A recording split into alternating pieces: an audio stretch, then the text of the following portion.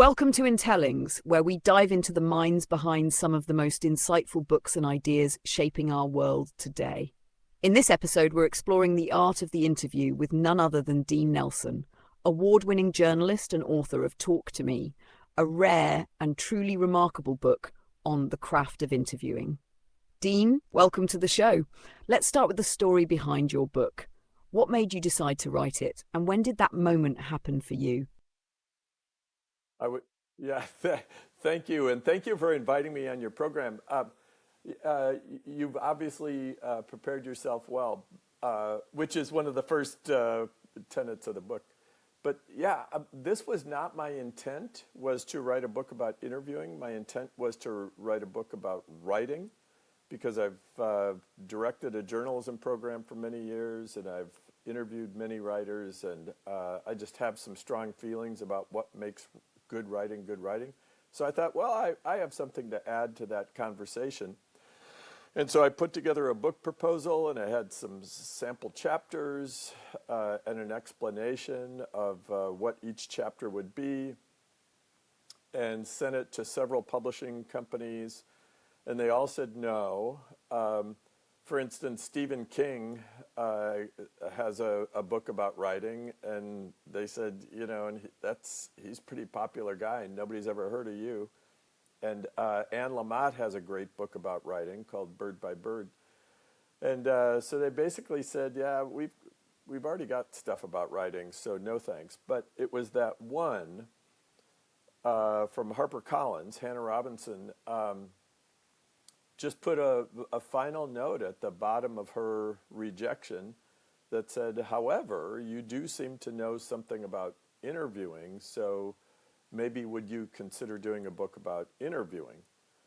So I got on the phone with her, and we started talking through what that could look like and who it could be for. And by the end of that phone conversation, we had a really good idea of what this thing could be. So I wish I could tell you that this was my idea, that I'm that smart. I'm not, but an editor saw a little nugget of something that was where there wasn't much of a market, as you have found out. There wasn't much of a market for it. And so that's how this thing began. And I'll always be grateful for this person saying, no, however, consider taking this a little bit different route. Great. Tell us, how did the idea of the book evolve from there, and how long did it actually take you to complete the book? Well, there's an interesting evolution about the book, too, because I was thinking, okay, interviewing, who does interviewing? It's journalists, people like me. And so that's who I was gearing this toward. And I was sending sample chapters to this very same editor, Hannah Robinson. And she wrote back and said, you really need, I think, broaden this out a little bit, because social workers are interviewers, lawyers do interviews, the people in the medical profession do interviewers, podcasters like yourself do interviews. And so she said, maybe not make it so journalism specific, and broaden it out to just people who are wanting better information than what they typically get, and who depend on getting good information from others. And so that evolved it, and I was able to broaden out the scope of it, which made it more fun. And I thought about that broader application. And so to answer your question about how long, it probably took a year and a half or maybe 2 years to put it together, get the edits, get it back, and get it published. But I would say the better part of 2 years. And just like any writing project, though, maybe most of the work is in the organizing and trying to figure out what exactly are we going to do, and how are we going to go from here to there to there. And once you get the scaffolding built, then the rest of it comes, or at least it did for me, the rest of it comes pretty well. But figuring out what it was going to look like, where it was going to go, in my view, that probably took the most time. So, Dean, how do you hmm select your interviewees? Yeah, it's a really important piece of this. But first of all, you have to decide what is my function? What am I doing this for? So if I'm doing this for a story that I'm working on as a journalist, um, and I mentioned this in the book, there are pretty much three categories of people that I'm looking for um, if I'm working on a story. And one of those categories would be experts. You have to find somebody who can give some sense of authority about a topic, and that tells your reader or your viewer or your listener that you really were able to find somebody who had some knowledge, not just some average person on the street, but somebody who has some kind of reason for your talking to them. So experts is one category. Um, there's another category that I call explainers. People who can take a concept or take an event and put it into a context and give uh, a sense of what it means. Those explainers are very, very important. Uh, and then the final category, if I'm working on if this is a journalistic piece, is what I call the eyewitness. So you've got the three E's. You've got experts and explainers and eyewitnesses. And the eyewitnesses are, another word for it would be stakeholders. Who are the people who are affected by whatever this concept or this story is that you're working on? What did they see? How are they affected by it? And what is their perspective? And that puts more of a human touch and a human dimension to the story. So, so I look for those three categories when I'm working on a story. But if I'm interviewing writers, I, I, I want to look for people who can help point us to the bigger topics of what does it mean to tell a good story? What are the elements of a good story? And who has a body of work that we can point to and say, yeah, this is a person who actually knows the craft of storytelling. And so it really, to answer your question much more briefly, it depends on what I'm working on before I decide who I'm going to speak to. Does that make sense? Now, getting interviews can be quite hard. How do you recommend approaching it? Yeah, getting the interview sometimes is very difficult because unless it's a public relations person or a paid communications director or public information officer or whatever, no one actually factors us into their lives as far as time goes. So you're always going to be some kind of an intrusion or interruption into their day. So you just have to factor that in and acknowledge that you have to make the case for why they should talk to you. And so you have to do some thinking about that ahead of time, at least I do, where what you're trying to do, or at least what I try to do in a situation, I will try to say, this is why it is in your interest to talk to me. This is going to help readers, or this is going to help viewers or listeners understand a concept that only you can really explain at the level that I need. So it's going to do some good for you to talk to me, and it's going to help some people understand a difficult concept. So on the one hand, you're appealing to the person's ego, but that doesn't mean it's incorrect or manipulative. That's just a fact. I mean, there are times when you might have to be a little more aggressive, and we can talk about that in a minute. But really, I think there's another approach that a lot of people respond well to, and that is if you're working on a story and you need a particular point of view in there, you can just say to the person, I need your help. I have a problem, and you are uniquely situated or suited to address this problem. So can you help me out? I'll tell you who that works best with is our young people. If young people say to a source, I need your help with something, most people will accommodate a young person.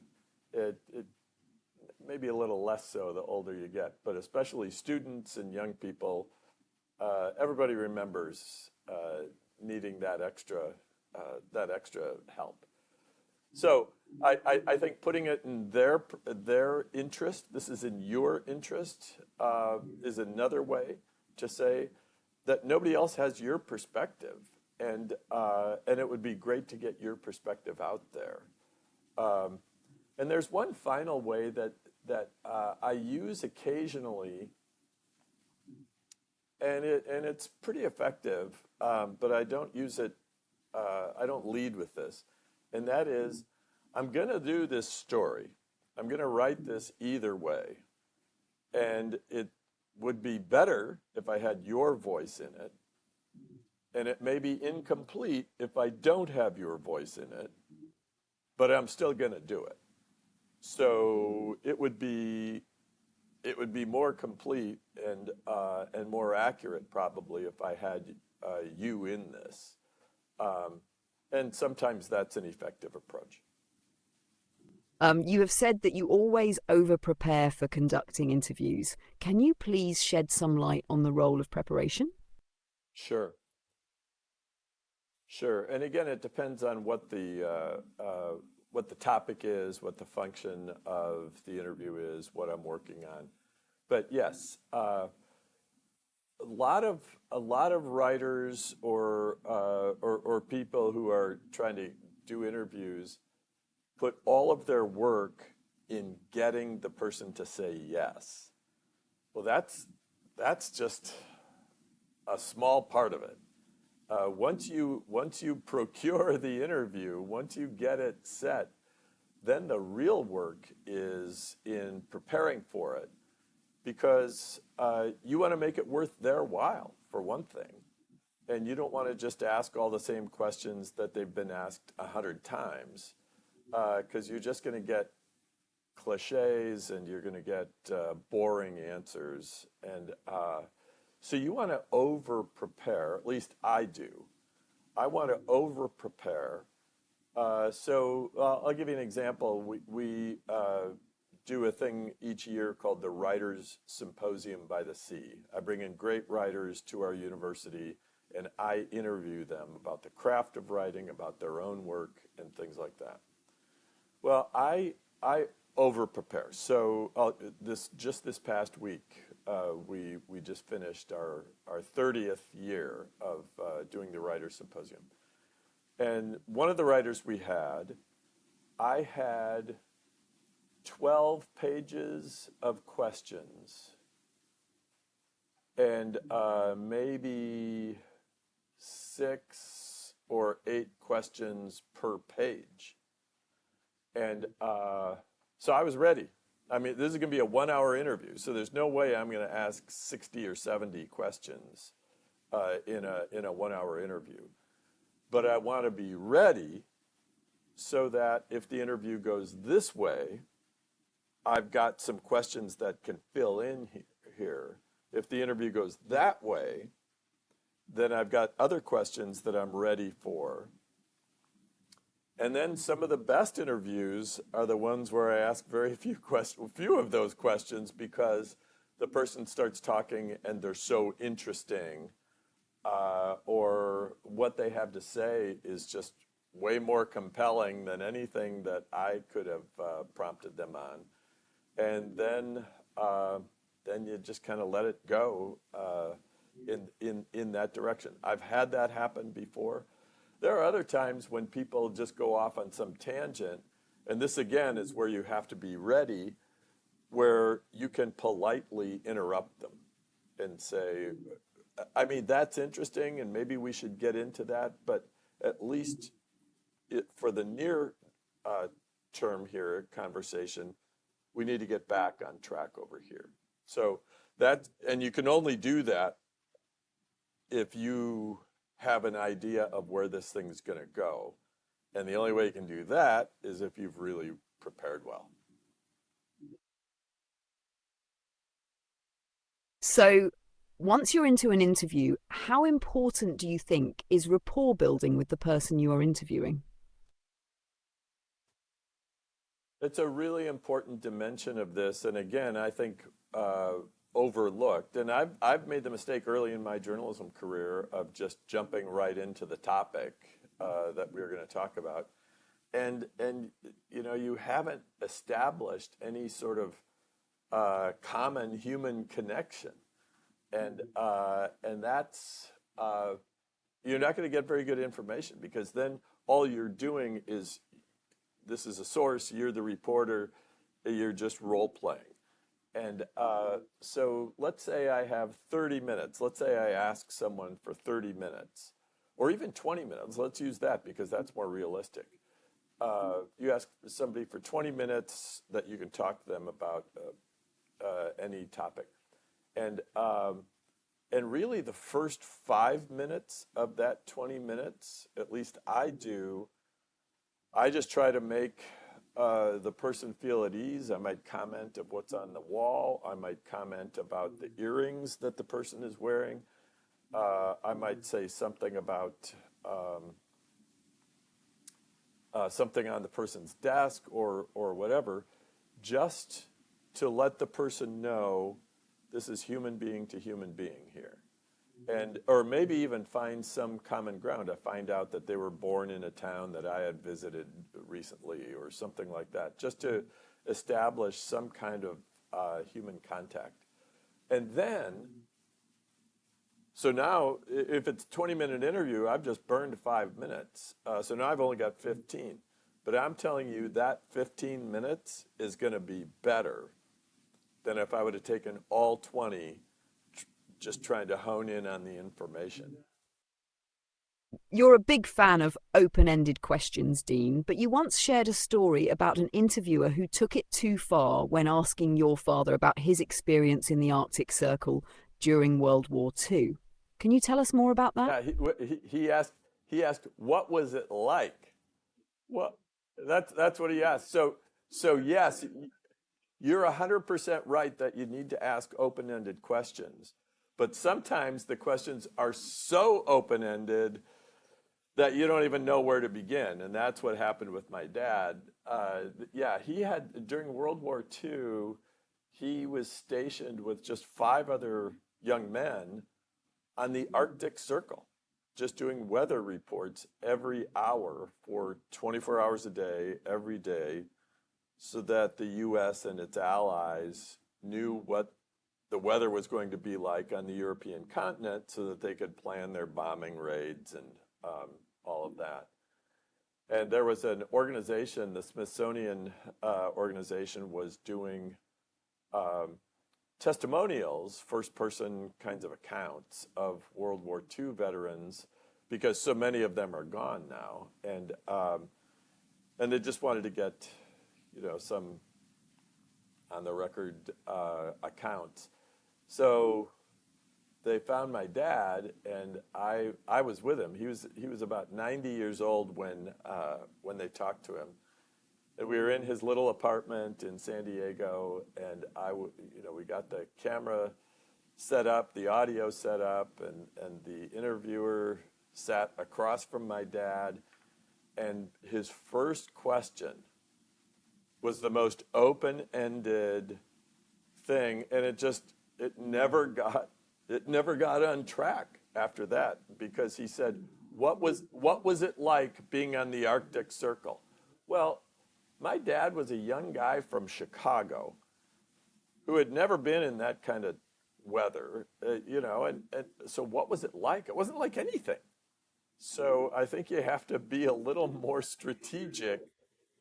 It wasn't. So if you can just visualize, my dad, who's wearing these big glasses, what was it like being in the Arctic Circle? And well, my dad's going, well, he takes his glasses off, he rubs his eyes, he clears his throat 100 times, and it was just the worst audio and video you could ever imagine. And I'm in the kitchen, I'm just slapping my forehead thinking, that was a terrible first question. And so I don't know that interview actually ever really materialized into anything valuable.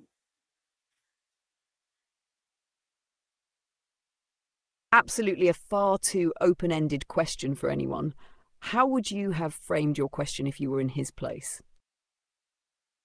Yeah, it was way too open. What I would have done, and I have done because it was my dad. I mean, I've had these conversations.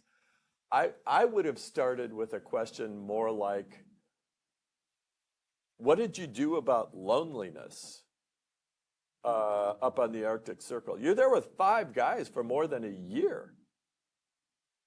And what was the thing you were most afraid of while you were up there? That would be a great question. And you know what it was? It wasn't freezing to death. It wasn't being eaten by a polar bear. It was that they would be forgotten at the end of the war. That was his greatest fear. Well, if you would have started there, that would have been a great interview. Or ask, did that isolation drive anybody crazy? And the answer is it did. They had to put a guy on a dog sled and send him back to some icebreaker, and get him out of there. That'd all be great, but none of that is in the interview. Yeah, so this is my point. You have to think about this. You can't just throw an open-ended question to some guy who's never been interviewed before. You got to think about this. What would get the person talking and revealing and thinking and going down memory lane? You got to think about that before the interview begins. As an interview expert, Dean, you likely watch a lot of interviews. What common mistakes do you see that could be avoided to improve their quality? Yeah, I love this question because I do pay attention to interviews, and if I go to an event where a celebrity or an author or an athlete or whatever is being interviewed, I do pay attention to the kinds of questions and what they could have done, maybe where they have missed it a little bit. And there are 2 things that I think are missed by a lot of interviews. One is the sense that so let's say instead of you interviewing me, let's say I'm interviewing you for my podcast. Yeah, so let's say that, and I spend most of the time doing the talking. You understand? So I think that this podcast is actually about me. Well, I don't think that's the case. If I'm the podcaster and I'm interviewing you, actually, the reason people are listening is to hear what you have to say. So I think one of the biggest things that gets missed, especially in a podcast, is podcasters tend to think that it's about me. And there are some podcasters where it is their personality that drives, this thing and makes everybody want to listen But I personally get tired of the podcaster. I want to hear who the podcaster is talking to. And so I would say getting out of the way in an interview is one of the key things. And that's difficult because we're all so ego-driven that we think it's about us, and it's not, at least in my opinion. And I'll give you an example. We had the great writer. I don't know if you've ever heard of a science fiction writer named Ray Bradbury. We had Ray Bradbury, at least in the U.S. and in the English-speaking world. He was a very famous science fiction writer.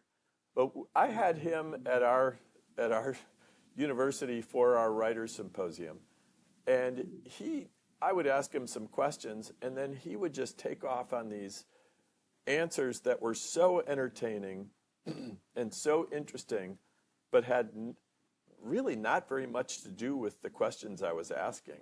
And he just kind of took off on these trails that I was, at first, this is early in my career, at first I thought, I got to get this thing back on track.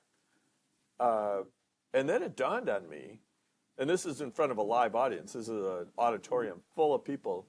It dawned on me, they came to hear Ray Bradbury. They didn't come to hear me. They didn't come to hear me asking Ray Bradbury questions. They came to hear Ray Bradbury. So if Ray Bradbury wants to take off on this rant about something, that's what people are here for. And so I had to set my ego aside, that I thought, well, this is my interview. And there are times when you actually do have to do that. If you're talking about public officials or public figures or something like that, you do have to get that thing back on track for the accountability's sake. But with somebody like a Ray Bradbury, that's why people came, was to hear him. So that's the first lesson in answer to your question of what's a big mistake, what I consider to be a mistake, that a lot of podcasters make. They think it's about them. And I don't. I don't think it's about them. I think it's about the guest you have on. So that's the one thing. The second one is a lot of times people who are doing interviews aren't actually listening to the person they're talking to. And so that person may make a comment that really needs a follow-up question. Or maybe they say something and you don't understand it, and you just say, well, what do you mean? Yeah, I'm not sure I'm clear on that. But a lot of podcasters are already looking at their questions, and in their minds, they have already moved on to the next question, and they aren't actively listening. And I think when you actively listen, then you're in a conversation as opposed to just a question and answer session. And that would, in my opinion, is the second biggest mistake that a lot of interviewers, particularly podcasters, make. We understand that when it comes to interviewing, interrupting can be a double-edged sword, both helpful and disruptive. How do you handle it in your interviews? Yeah, that just totally depends on who you're talking to. If you're talking to a politician, for instance, someone who is accountable to the public, and they say something that is just flat out wrong, or you know they're lying, or you know that they are maybe taking the interview in a different direction because they don't want to answer your question. If it's a public official, and I think you have every justification in interrupting them. And I've done it. I've just said, hold on, that isn't what we're talking about. What we're talking about is this over here. I think that's a perfectly acceptable thing to do. It doesn't have to be rude, but you do have to be direct. And the thing is, especially politicians, they know what they're doing. And if you interrupt them, then that won't be the first time that day they've been interrupted. So I just think it has to do with the purpose of the interview and what you think the audience is expecting. if they're avoiding a difficult question, I think you need to guide it back. I have seen, and this is where actually body language can come into play. You can, rather than interrupt them, you can just kind of hold your hands up and, like that, and that will get their attention. And I've done that. I've just gone wait, and then that kind of stops. But you don't have to be rude about it. But I think interrupting is a reasonable method if the situation warrants it. Not, but you have to be careful with that one. You don't want to come across as rude, but you do want to come across as somebody who knows where this interview is going, and you are going to hold that person accountable, and you are going to ask the difficult question. I think that's to be expected. Now, can you please tell us about your famous interviews with Ray Bradbury and Bill Moyers? What inspired you the most about them? Well, the reason I wanted to bring Ray Bradbury to our university is that he's just one of the great fiction writers. He was one of the great fiction writers, and people have read his work, whether it's The Martian Chronicles or Dandelion Wine or any number of other books of his for generations. And so he's kind of in the canon of great writers. If we didn't have Ray Bradbury, we wouldn't have had a Stephen King. And so if you have somebody who's that influential as a literary voice, and you get a chance to be on a stage with him in front of an audience and have him talk about reading and writing and what is his writing process, I thought that would be incredibly useful, and it was. Bill Moyers is still my journalism hero. He is my journalism hero. Started out as a journalist, went in, had a little foray into politics there as a press secretary to a U.S. president, Lyndon Johnson. Helped get a number of humanitarian groups off the ground, then went back into journalism. And I find his boldness and his courage and his clear thinking of what it means to be a citizen, not just in the United States, but in any country. But what does that mean? And what is our responsibility as citizens? What is government's responsibility? And what is the news media's responsibility in any democratic society? He is and has been a prophetic voice. I mean, in that sort of Old Testament prophecy kind of tradition that says we're going to speak to power and we're going to speak truth to power. And whether it feels good or whether you like it or not, we're going to do it. And that Bill Moyers was able to do that in a way that was still kind and loving and courageous. He did it without being a jerk. There are a lot of people who do it, and you just think, who's going to listen to that guy? He's just such a jerk. Bill Moyers did it while being a gentleman and respectful and civil the entire time. So I say thank God for Bill Moyers. Sounds great, Dean. Now, can you please tell us whether in structuring your questions you follow a particular framework or order? Yeah, I do try to follow a framework, and that is I usually try to start the interview somewhat easy and personal. I might talk about a hobby that the person has that I've found out, excuse me, or some place that they grew up in. And so I kind of start out easy, as I'd mentioned before. You're trying to establish some common humanity.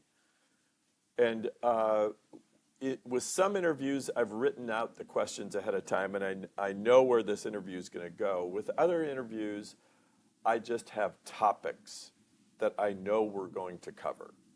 And so it kind of depends on the nature of but I write those topics down. And I make sure that we got to this one, this one, this one. And I put those topics in order. I put those topics sometimes in order of the difficulty or complexity, or maybe trouble, that I know this is going to potentially cause. So I'll start easy and then work my way maybe into more difficult, more complex, and then maybe some of those accountability kinds of topics. And then, as you mentioned, are there some questions you save to the end? Yes. Again, I would say some easier questions, what maybe a cooling off time if it started to get a little intense or a little complicated in there, where you have some. So this is the kind of the direction I see it. You start here, easy, you move up, and then you have probably about 2/3 of the way into the interview, the kind of the golden question of either accountability or difficulty or whatever, and then that it could go badly here, but you've got all of this good stuff that you've already done, right? And so then you have what is sort of an inverted check mark or an inverted Nike swoosh, where then you have the falling off time. And then the last questions I always ask them, well, first of all, would you spell your name for me? You would be surprised at how many people, even with a simple sounding name, like in the U.S., a simple sounding name like Amy or Emily or something like that, how many different ways you can spell that. And if you're honoring that person by saying, I want to make sure I get that piece of this thing right. So you ask them how to spell their name. You ask them, at least I do, is there anything else I should have asked you that I didn't ask you? I think that's important because they might have been expecting you to ask something that you had no idea was going on. And then they tell you that, and you think, oh my gosh, this is even better. And that happens. And then the last question I typically, two last questions. One is, who else should I talk to about this topic? And they usually will be able to tell you somebody that has not come up in your research. Some middle management person or some gatekeeper over here who really knows way more than maybe that person does. And so you get an additional source there. And then the final question I always say is, if I need to come back to you and call you back or contact you again, may I do so? And then you've left the door open. So yeah, there are pretty much 4 questions I ask at the end of every big interview. So the order of the questions, in my opinion, matters. Sounds good. Now, in your extensive interviewing career, have you ever had moments where the guest guided you on what questions to ask? How did that shape the conversation? Yeah, I was talking to a guy out in Philadelphia several years ago about a particular topic, but it was funny because at the end I just said, anything else I should have asked you? And he said, well, I thought you were going to ask me about this time when I got fired from, and he went into some other thing, and I mean, I didn't know that, and so I just said, actually, that's really interesting. What was that about? And then he told me, and that was just kind of a bonus, and it was awesome. In your opinion, how important is body language in an interview? Okay, body language I think is crucial because that's one of the ways what I call active listening. It's a way to communicate to the person you're talking to that you're really tracking here. And so sometimes I lean forward. Sometimes it's just natural, so it's not like you're play acting. But I think giving facial expressions, showing surprise, uh, I think that's all part of it. And as I mentioned before, I think there are times when you can put your hands up and just say, hold on. But I think leaning forward, uh, uh, eyebrows are, all of that. And really, one of the things, what I advise is watch how other people do their interviews and show how physically that interviewer engages in the interview. I think that's if you pay attention to that, that will help you with how you handle yourself. In your book, you shared a story about wanting to interview a lady at her doorstep, but she invited you into her kitchen instead. Can you take us back to that moment? How did that setting change the Yeah, conversation? And in your experience, is the kitchen an ideal place for an interview? yeah, that was a situation where there was a serial killer on the loose in a neighborhood, and I was knocking on doors of where this murder had occurred, and a lady came to the door, and I knew that one of the victims who had been attacked had run across the street to this woman's house. So I knocked on her door, and keep in mind, the bad guy's still out there. And this is in the middle of the morning, so I knock on the door, and this woman comes to the door. I identify myself as a reporter. I say, I want to talk to you about what happened here the other day. Could we just sit outside on your outside steps? Because I didn't want to intrude and invite myself or, just be, uh, yeah, assume that she would want me in her home. I assumed she would not. And to this woman's credit, she said, "Yeah, I don't have time to sit out there and talk with you. But if you want to sit at my kitchen table while I'm preparing dinner, I'll talk to you there." And I learned a valuable lesson there, and you know this intuitively anyway, that conversations around a kitchen table are always better than ones if you go into a living room or a den or a study or even a porch or a backyard. In my opinion, the kitchen table, that's where the action is. That's where people are used to interacting.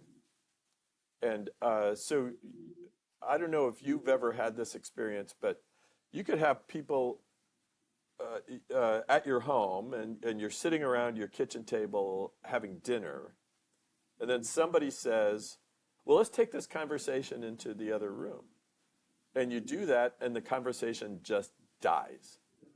All of the air goes out of it because you're at this table, and there's something symbolic about that. And so and there's the action because the kitchen is nearby, and I don't know, food is a great bonding thing. So when I arrange interviews with people, if it's going to be at someone's home, I love being at their kitchen table. There are a lot of people who say, okay, well, let's meet at a restaurant or let's meet at a coffee shop and do the interview there. I've done that, and it's just a terrible idea. It's a terrible experience for me anyway, because if I'm recording the interview, for instance, you end up next to the steam machine on the espresso maker, or and it's noisy, and yeah, there's just too much chaos going on. You got to find a little quieter place. If you go to a restaurant or coffee shop, at least get off in the corner where you're not going to hear a whole bunch of other stuff. Is it normal to feel nervous before an interview? And how do you manage those nerves? It's appropriate to be nervous before a big interview. You want it to go well. You don't want to make a fool of yourself. You don't want the person to get mad at you. You want to make sure you get at the information you set out to get. Um, I think a certain level of nervousness is what I try to do before a big interview is just get off by myself and just sit quietly and try to calm my mind, meditate a little bit, and uh, and just know that I have confidence in how I prepared for this, and that you're gonna give it your best shot. And I've had interviews go badly. Everybody has. But I think a certain level of nervousness is always appropriate. I wouldn't kid you and say, "Oh no, I totally got this." You just never know. Human beings are complicated people, and so you never know if that person's had a bad day, if somehow something you say is just going to be taken wrong. You just never know. So I think being aware of how this could go well, not go well, I think that's always appropriate. Keeps you on your toes. When conducting an interview, how much do ethical considerations come into play and how do you navigate them? The ethical implications are very important in any interaction like what we've been talking about. You want to hold, again, a person of influence, you want to hold that person accountable if the story warrants it or if the situation warrants it. But you don't want to do it, in my opinion, just because it's a good salacious or an audience getter, or or it's just gossip or whatever. I like the phrase "heat for heat's sake" versus "heat for light's sake." So if you're gonna put some extra scrutiny on a source, just because it's gonna be awesome, or just because it's going to get a bunch of clicks on social media and it will have this cool little piece of video that will go viral, I think that's a waste of time, and I think it's not very defensible, in my opinion. But if you do heat for light's sake, and you put this person, the object of your scrutiny, under a microscope and really try to get at what was going on and holding that person accountable so that the public or the listeners or your readers have a better understanding of what happened and why it matters, then I think heat for light's sake is justifiable, and in my opinion, should be expected. And again, in my opinion, you are obligated to hold certain public figures to that kind of accountability. So heat for light's sake, in my opinion, is justifiable.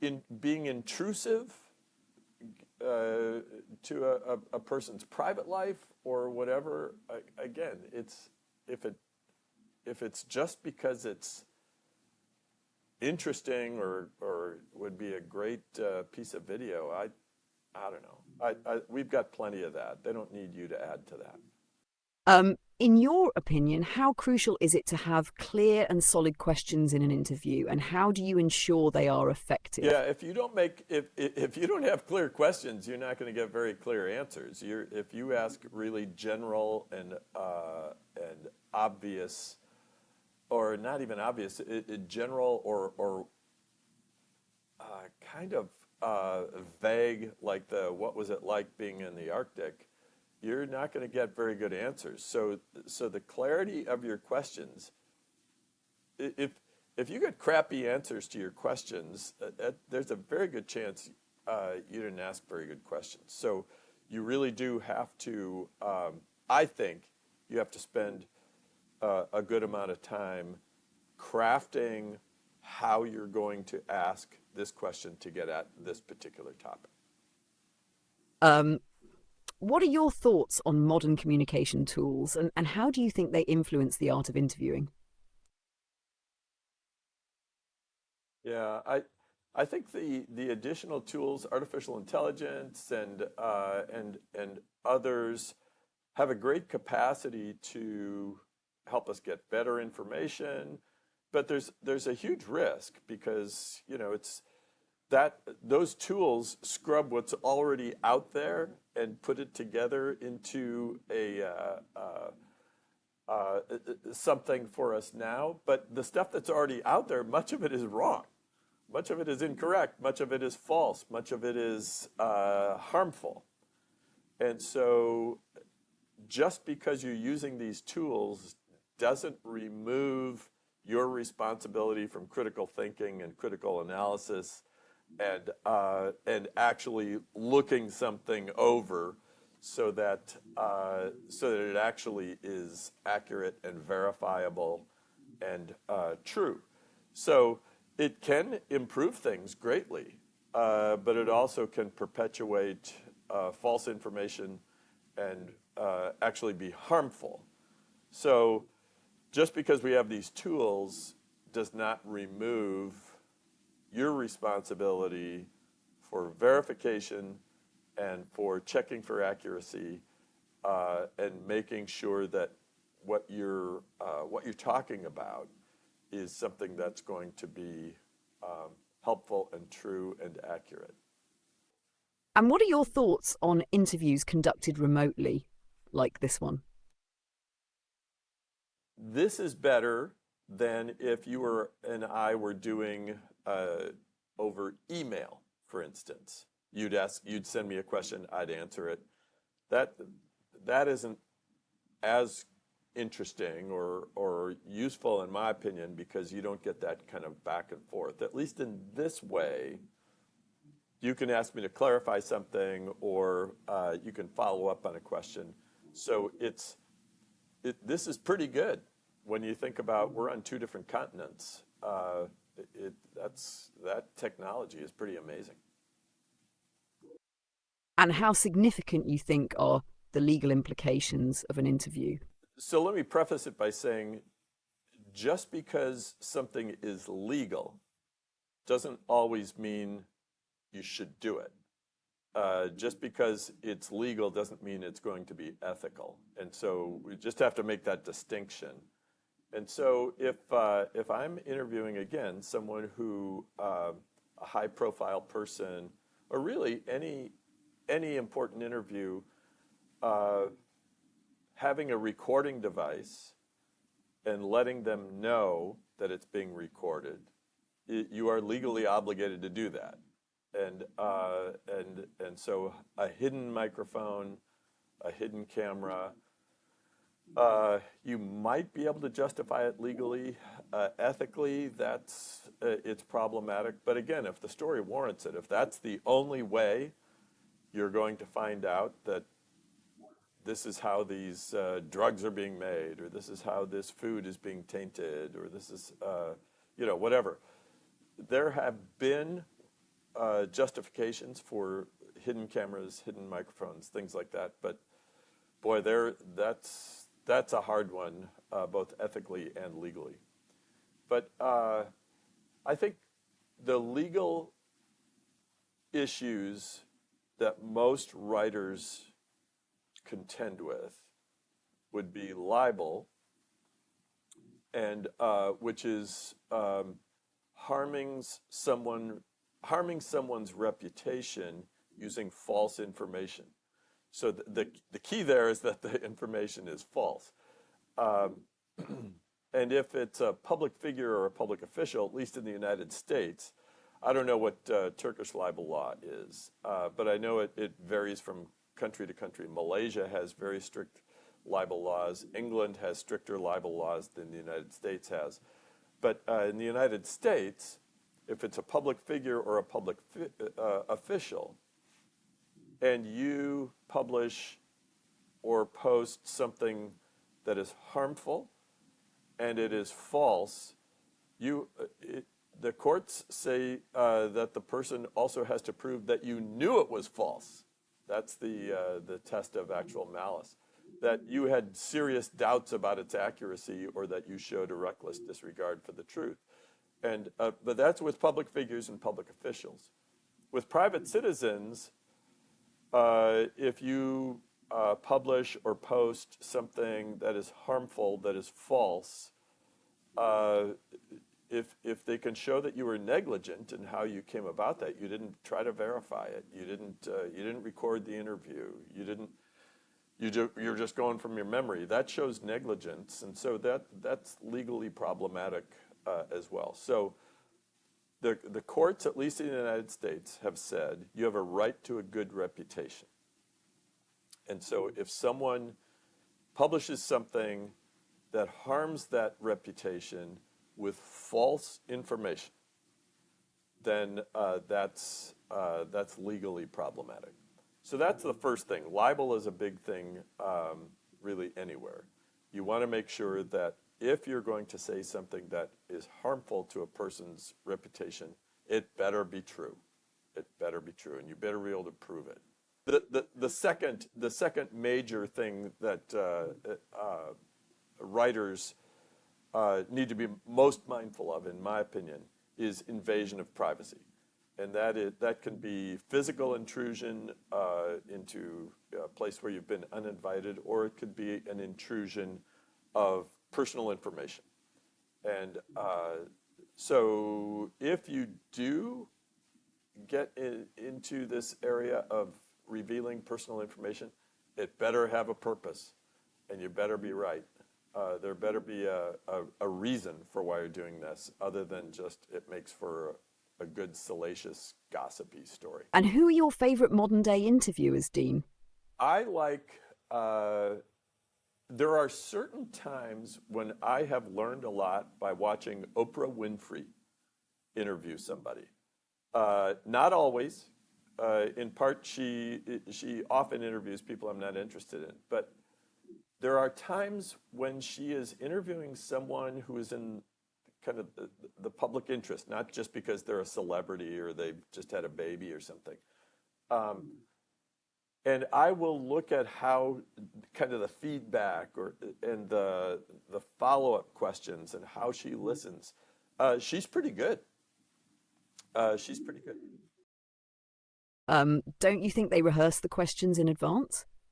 Yeah, that's a good question. I don't know that they rehearse it. I think what they do is they spend a lot of time prior to the interview getting comfortable with one another.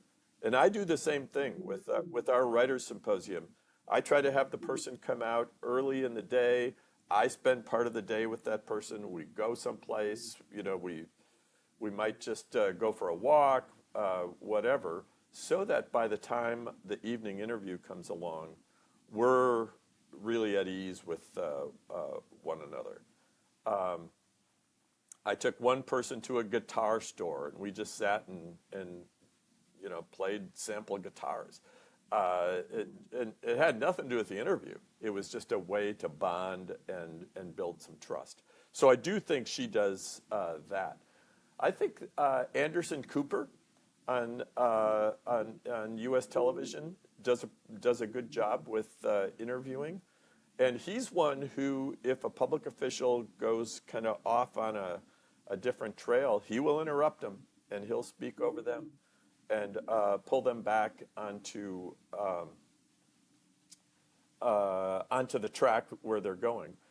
I think other television interviewers oftentimes are just trying to make their own points and get their own point of view across, which I think is useless and egocentric, and I don't find that helpful.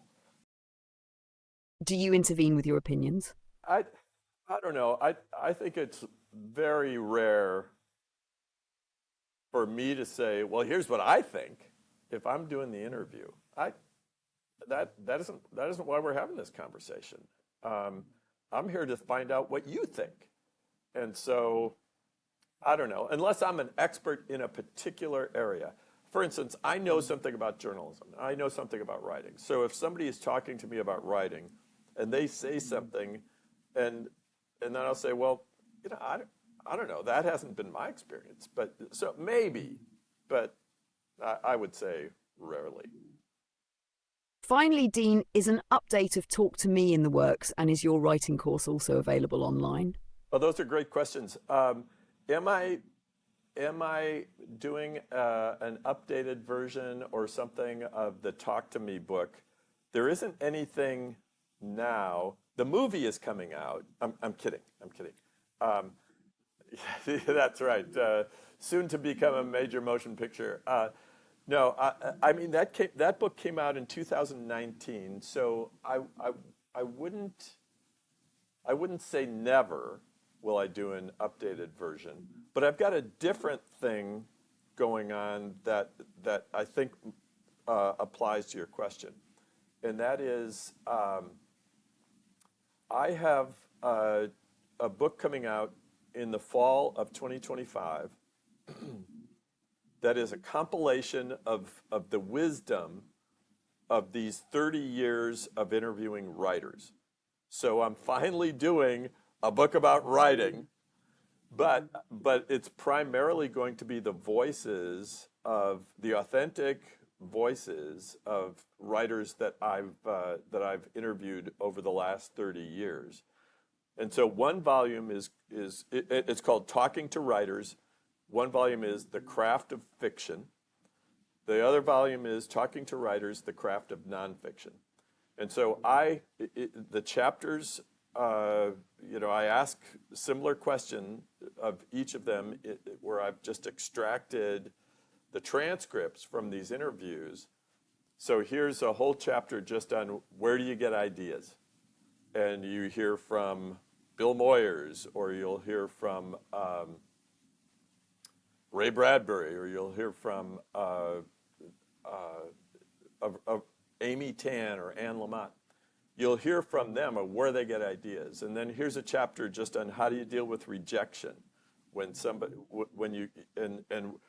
what's the role of discipline is one chapter. And then just the last chapter is all just sheer writing advice. So I have those two books coming out with Bloomsbury Press in the fall of 2025. And finally, is it possible to take your writing and interviewing classes online? Yeah, I'm not that sophisticated. I haven't done it so that somebody could join online. We did it during the pandemic, but that didn't go very well. It's hard to, in my view, it's hard to conduct writing classes online. Some people can do it. I just haven't figured it out. So far, the answer to that one is no. And that wraps up our interview with Dean Nelson, the author of an amazing and unique book, Talk to Me. If you enjoyed this episode, don't forget to subscribe, leave a review, and share it with others who might find it valuable. For more insightful conversations with authors and researchers, stay tuned for the next episode. Until next time, this is Intellings, where we discuss books, interview authors, and explore the ideas shaping our world. Signing off, take care.